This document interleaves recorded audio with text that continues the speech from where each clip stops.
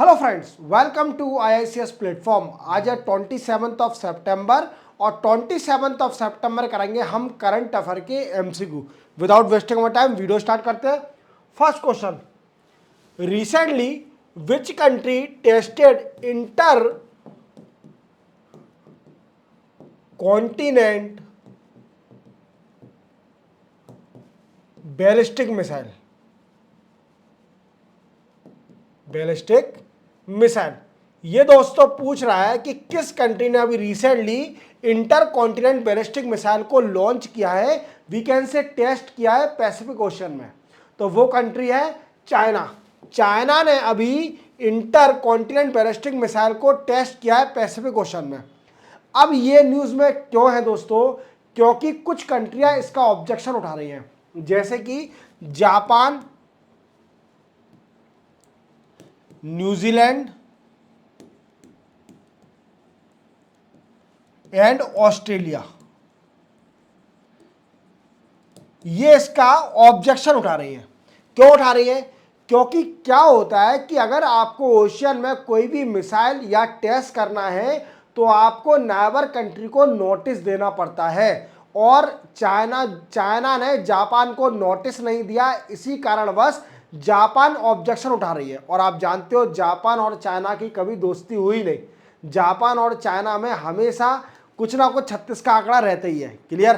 तो आप समझ गए होंगे ये क्या है। अब क्वेश्चन बनता है कि चाइना न्यूक्लियर पावर कितनी जल्दी बनते जा रही है। अगर देखा जाए तो 2023 का डेटा देखा जाए तो चाइना के पास 500 ऑपरेशनल न्यूक्लियर वारहेड है। देख रहे हो आप कि चाइना पे कितना न्यूक्लियर वारहेड है? 500 ऑपरेशनल न्यूक्लियर वारहेड। और ये एस्टिमेशन लगाया जा रहा है कि 2030 तक चाइना के पास 1000 ऑपरेशनल न्यूक्लियर वारहेड हो जाएगा। कितना हो जाएगा? 1000 operation nuclear warhead.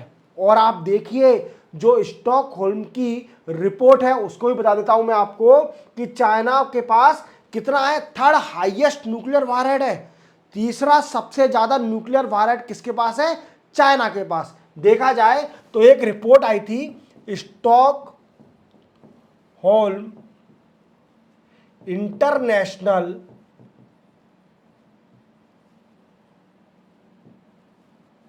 Research institution,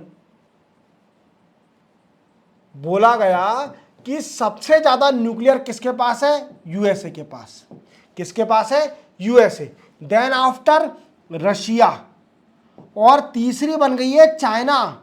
China के पास तीसरी सबसे ज्यादा न्यूक्लियर वारहेड है। देख रहे हो आप? तो आपको पूरी तरह समझ गया होगा कि inter continent ballistic missile recently अभी किसने लॉन्च करी है, टेस्ट करी है? चाइना ने ऑन पैसिफिक ओशन। और सम कंट्रियां objected on this test that they said कि चाइना ने नोटिस नहीं दिया जब वो इंटर कॉन्टिनेंट बैलिस्टिक मिसाइल को पैसिफिक में टेस्ट कर रही थी। क्लियर? तो समझ गए होंगे। चलते अपन नेक्स्ट क्वेश्चन पर। Which day is observe as world maritime day 2024। ये पूछ रहा है कि कौन सा दिन वर्ल्ड मैरीटाइम डे पड़ता है। तो दोस्तों वो पड़ता है 26 सितंबर। कौन सा है? 26 सितंबर को वर्ल्ड मैरीटाइम डे पड़ता है। मैरीटाइम क्या होता है? आप जानते हो, ओशियन। क्लियर? क्लियर? अब दोस्तों थीम क्या थी 2024 की? थीम भी याद रखना, navigation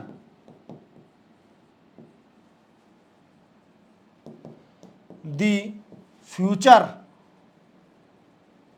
navigation future, safety first. Safety first, ये इसकी थीम थी। तो याद रखोगे ये इसकी थीम है। और मैरीटाइम का मतलब होता है ओशियन। क्लियर? आप जानते हो ये दिन क्यों मनाया जाता है? For safety maritime. क्लियर? पूरी तरह समझ गए। चलते हैं नेक्स्ट क्वेश्चन पर।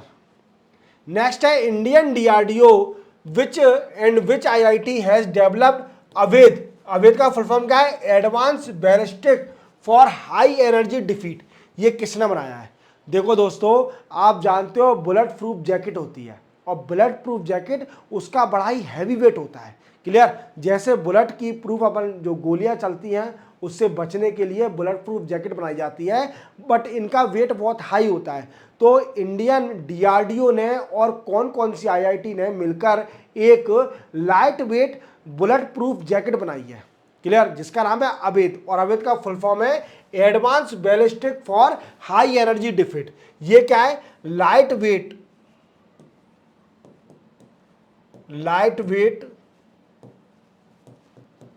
Bullet proof jacket. क्लियर? और ये आईआईटी दिल्ली ने और इंडियन डीआरडीओ ने मिलकर बनाई है। तो आप याद रखोगे ये light weight bullet proof jacket है, और ये डीआरडीओ ने और आईआईटी दिल्ली ने दोनों ने मिलकर बनाई है, और इसका नाम है अवेड। अवेड का फुल फॉर्म क्या है? Advance ballistic for high energy defeat. Clear? याद रखोगे। क्लियर? चलते अपन नेक्स्ट क्वेश्चन पर। नेक्स्ट है Shakib Al Hasan recently seen in news belong to which sport. देखो बच्चों, आप साकिब अल हसन को बच्चा बच्चा जानता होगा, क्योंकि ये साकिब अल हसन ये प्लेयर नहीं है, ये हमारे चाचा जी हैं। कौन है? चाचा जी। क्योंकि इन्होंने इतना क्रिकेट खेल लिया है, इवन रिटायरमेंट लेने का नाम ही नहीं ले रहे। अब आईसीसी भी थक गई थी कि तुम कब रिटायरमेंट लोगे, तो अब रिटायरमेंट इन्होंने अनाउंस कर दिया है, और ये बांग्लादेश के ऑलराउंडर हैं साकिब अल हसन।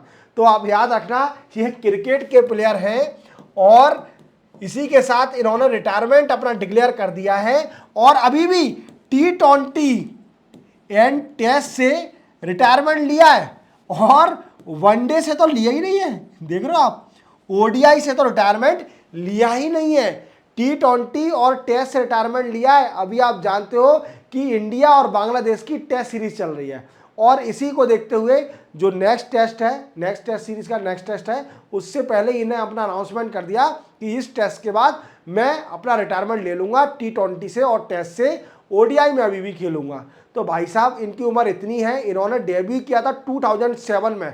देख रहे हो आप, कब डेब्यू करा था? 2007 में। मींस धोनी के साथ ही डेब्यू किया, और धोनी को रिटायरमेंट हुए कितने साल हो गए, और ये चच्चा जी अभी भी खेल रहे हैं। क्लियर? ये बांग्लादेश के खिलाड़ी हैं, याद रखना, ये बांग्लादेश के खिलाड़ी हैं, और ये ऑलराउंडर हैं। क्लियर? और क्रिकेट। क्लियर? चलते हैं नेक्स्ट क्वेश्चन पर। नेक्स्ट है what is the India rank in international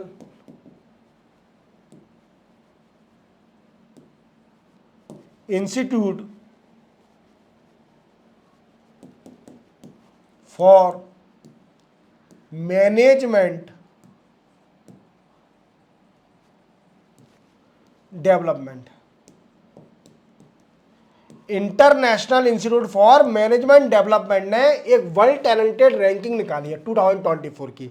अब ये पूछ रहा है कि बताइए वर्ल्ड टैलेंटेड रैंकिंग में इंडिया की रैंक क्या है। तो पहले अपन जान लेते हैं इसमें कितनी कंट्रियां कवर करी जाती हैं। तो 67 इकोनॉमी कंट्रियां हैं, उनको कवर किया जाता है। क्लियर? और इंडिया की रैंक आई है 58। कितनी रैंक आई है? 58। अब क्वेश्चन बनता है कि नंबर 1 कौन सी है।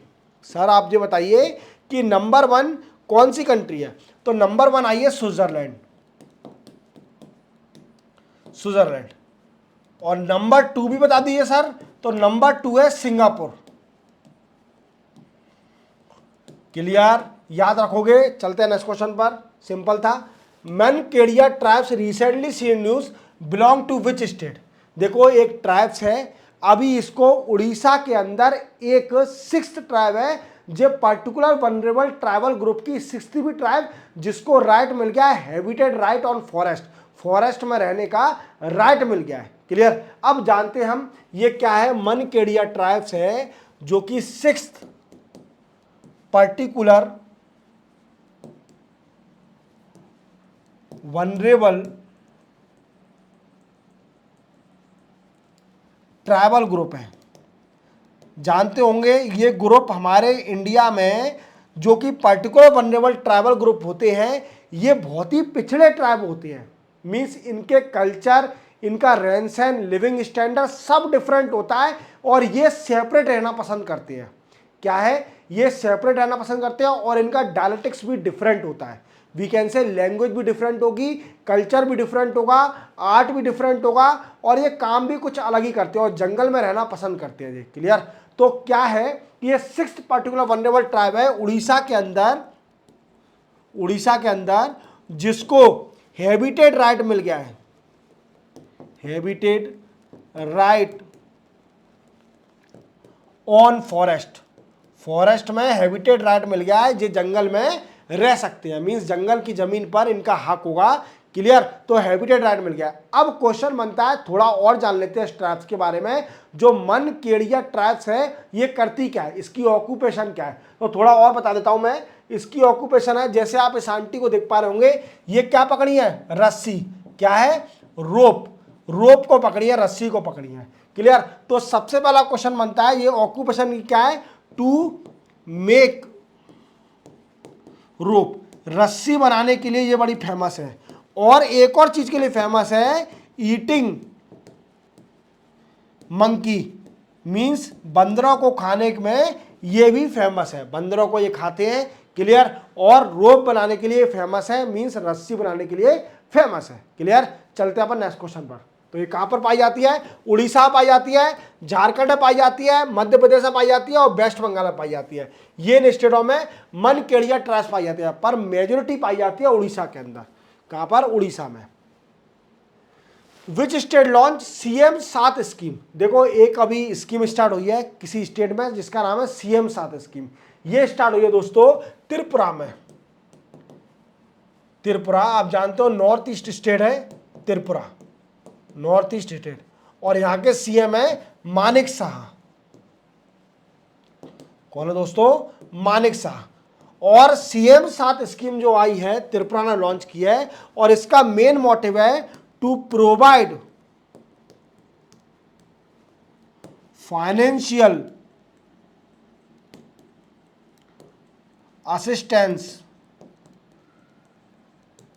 Assistance to meritorious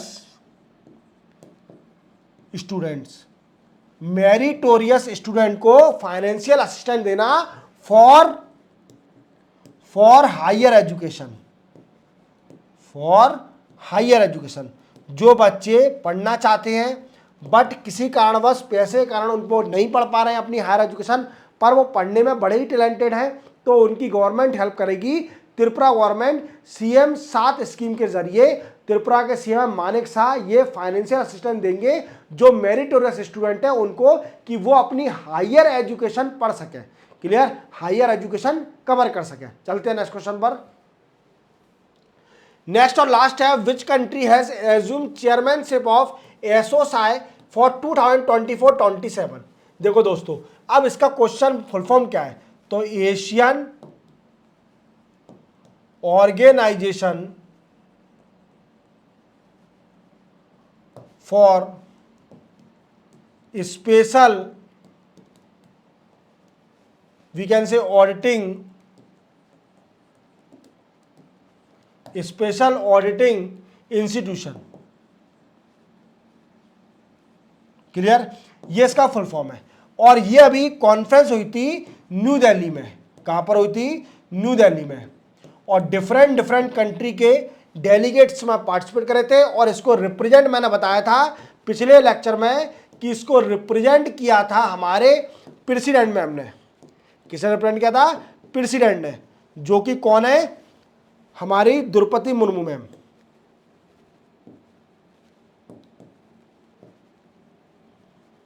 clear. अब दोस्तों आप जानते हो कि, और इसका मैंने मेन एम भी बताया था, इसका एम है to enhance transparency and accountability accountability of auditing, accountability and transparency of auditing. तो आप पूरी तरह समझ गए होंगे कि ये क्या है कॉन्फ्रेंस। और अभी इंडिया ने इसकी चेयरमैनशिप एज्यूम कर ली है। इंडिया ने 2024 से लेकर 2027 तक इसकी चेयरमैनशिप को होल्ड करेगी। और आप जानते हो कि अभी सीएजी के चेयरमैन कौन है, मुझे कमेंट सेक्शन में बताइए। मैं आपको मान जाऊंगा, अगर आप मेरे वीडियो देख रहे हो तो मुझे कमेंट सेक्शन में बताइए कि सीएजी के अभी चेयरमैन कौन है। और मैं आपको हिंट दे देता हूं कि सीएजी के चेयरमैन का सरनेम और हमारे देश के राष्ट्रपति का सरनेम एक ही है। क्लियर? तो इसी के साथ 27 सितंबर के करंट अफेयर के एमसीक्यू कंप्लीट होते हैं। हम मिलेंगे कल 28 सितंबर को नए करंट अफेयर एमसीक्यू के साथ। तब तक के लिए जय हिंद।